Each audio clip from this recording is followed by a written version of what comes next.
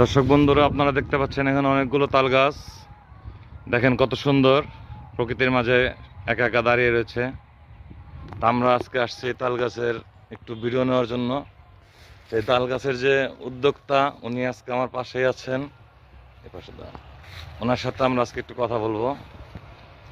আসসালামু আলাইকুম ভাই, কেমন আছেন? তো এই যে আমি যে দেখলাম, আমি রাস্তাতে যাচ্ছিলাম, দেখতেছি যে এখানে অনেকগুলো তাল গাছ। এগুলো কি আপনি রোপণ করেছেন?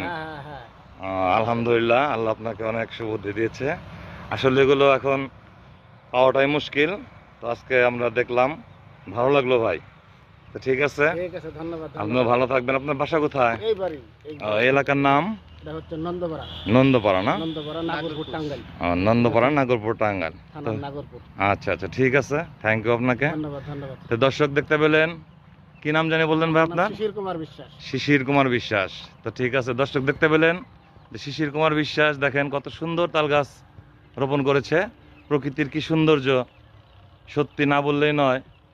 আজকে আমার অনেক মনোমুগ্ধকর একটা দৃশ্য আমি ধারণ করলাম আপনাদের জন্য। তো আপনারা সবাই বেশি বেশি সাবস্ক্রাইব করবেন, আর মনে করে বেল আইকনটা চাপ দিয়ে দেবেন। তো ধন্যবাদ সবাইকে, ভালো থাকবেন। আবার দেখা হবে ইনশাল্লাহ।